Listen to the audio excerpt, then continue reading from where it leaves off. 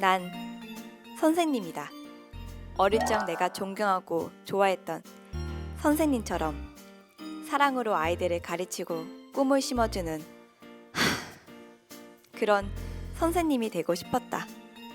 초등학교 때부터 중고등학교 때까지 장래 희망란엔 늘 선생님이라 적었고 기어이 원하는 대학에 입학했다.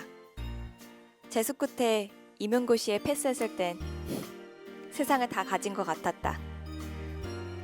첫 발령받은 지 이제 겨우 한 달. 재밌어야 할 학교가 두려워졌다. 아이들이 무섭다. 자자 조용. 중간고사에 나올 핵심 내용이야. 집중해서 듣자. 야, 우리 뭐 할까? 오늘 뭐 할까? 거기 두 친구. 집중. 아, 왜? 아, 짜증나. 이런 날들은 반복됐다.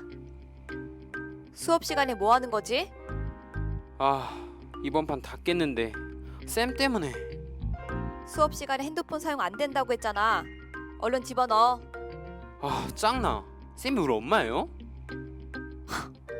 버릇없이? 게임이 뭐 어때서요? 딴 얘기도 떠드는데 왜 나만 갖고 그래요? 아, 열받아. 수업도 재미없고 맨날 야단만 치고. 에이, 재수없어. 내 고민이 심각한 건 따로 있다. 진짜 두려운 존재, 학부모. 하루는 퇴근해 집에 도착하자마자 전화 한 통을 받았다. 반항이의 어머니였다. 선생님, 아니 수업 시간에 우리 애를 다른 애들이 보는 앞에서 야단치고 창피를 줬다면서요? 네? 그게 아니라 자고 있어서 깨워주고 수업 시간에 게임을 하고 있었어요, 어머니. 애 말은 다르던데요? 핸드폰 끄느라 잠깐 만졌대요. 선생님이 돼서 학생 말을 잘 들어주셔야지. 가뜩이나 예민한 애들한테 그럼 안 되죠. 어머니, 학교 규정상 핸드폰은 수업 시간에 사용 못하도록 되어 있습니다. 젊은 선생님이 규정만 그렇게 따져요? 우리 애만 야단친다면서요. 이거 인권 침해 아닌가요? 애들을 그렇게 차별하면 안 되죠. 교육청에 민원 넣을 거예요. 그게 아니고요, 어머니.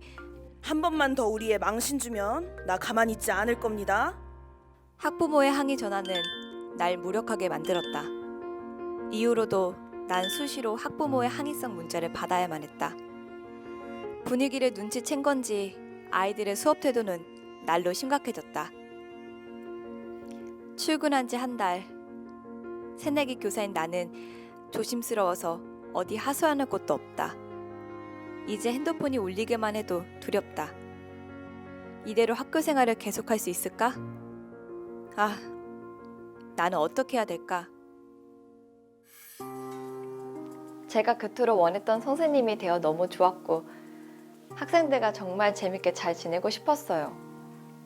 그런데 학생들 보는 앞에서 이런 일이 당하니까 자괴감이 들고 너무 힘이 들어요.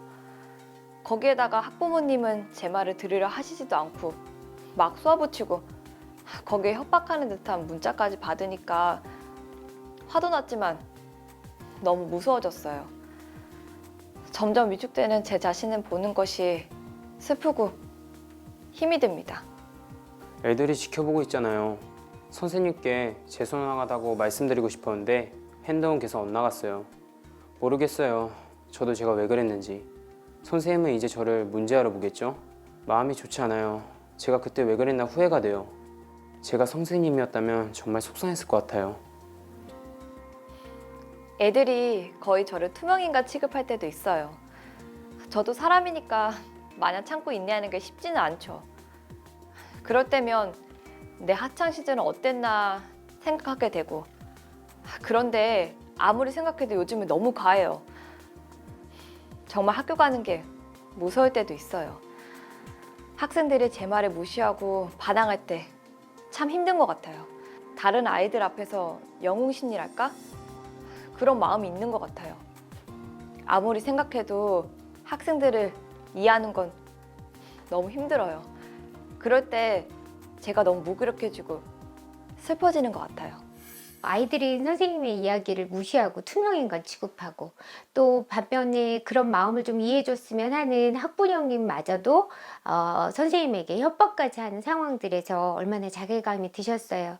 어릴 적 그렇게 존경받는 선생님이 되고 싶었는데 그런 꿈이 산산이 깨어지는 느낌이셨을 것 같아요. 아이의 마음을 보더라도 그렇게 문제아로 취급당하는 것이 너무 속상한 걸 보면 아이도 선생님에게 인정받는 학생이 되고 싶었던 것 같은데, 그렇다면 어떻게 존경받는 교사 그리고 학생을 존중하는 선생님이 될 수 있을까요? 그 첫째는 너 메시지로 지적하기보다는 나 메시지로 먼저 나의 마음을 이해하게 하는 거예요. 선생님은 하나라도 너희들에게 더 가르쳐주고 싶고, 그래서 너희들이 많이 알 수 있었으면 좋겠다는 마음인데 수업 시간에 집중하지 않고 핸드폰을 보니까 선생님 마음이 너무 속상하다. 그 학습 분위기가 이렇게 흐트러지니까 선생님도 너무 혼란스러워 라고 선생님의 마음을 먼저 말씀하신 다음에, 두 번째는 아이의 상황에 대해서 좀 들어보는 거예요. 반항이가 지금 휴대폰을 해야 되는 급한 이유가 있는 건지, 혹은 또 우리가 휴대폰에 관련되어진 학교 규칙에 대해서 반항이는 얼마나 알고 있는지 물어본 이후에 우리가 만들어 놓은 규칙을 지키기 위해서 선생님이 혹시 반항이에게 도울 일은 없는지 라고 하는 것을 물어봄으로써 서로가 가지고 있는 생각이나 형편을 나누는 기회와 시간을 가질 수 있었으면 좋겠습니다. 그리고 끝으로 그렇게 자신의 생각을 이야기해주고 마음을 나누는 것에 대해서 학생에게 고마움과 격려를 전하는 것, 그것도 잊지 않으셨으면 좋겠습니다. 자, 떠드는 사람은 중간고사 끝나고 날 원망해도 소용없다. 정말 중요한 정보 줄 거야. 반항아, 선생님이 지금부터 아주 중요한 얘기를 할 텐데 들어주겠니? 네.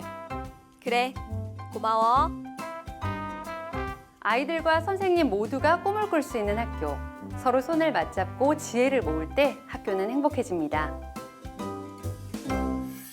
야단 맞기를 좋아할 학생은 없습니다.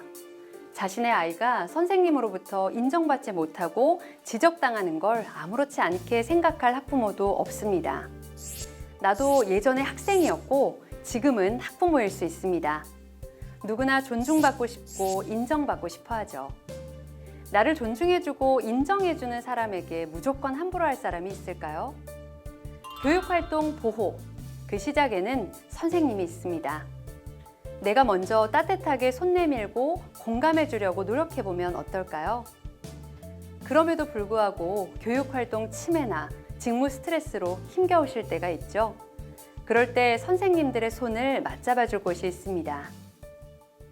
바로 인천광역시 교육청 교권보호 및 교원치유지원센터 교원도둠터입니다. 교원도둠터에서는 교육활동 침해나 직무 스트레스로 힘들어하시는 선생님들을 위해 장학사, 상담사, 자문 변호사 체계를 구축해두고 심리검사와 심리치료, 집단상담 프로그램, 힐링 캠프 등을 진행합니다. 또 교육활동 보호 법률 지원단을 통한 법률 자문도 받으실 수 있습니다. 아울러 인천시 전체 교원을 대상으로 교원 배상 책임보험에 매년 가입하고 있어 수업이나 학생 지도 중에 발생한 사고로 인해 손해배상이나 소송 비용을 지원하고 있으니 안심하고 문의해주세요. 그 외에도 교권 존중 프로젝트와 사제 동행 동아리 운영을 지원하고 교육 주체 상호 존중 기관을 운영하는 등 교원 존중 문화 조성을 위해 노력하고 있습니다. 교육 활동을 침해당하거나 직무 스트레스로 힘드실 때 이제 혼자서 고민하지 마시고 교원 도둠터의 문을 꼭 두드려 주세요. 선생님 곁에 인천광역시 교육청 교원 도둠터가 늘 함께하겠습니다.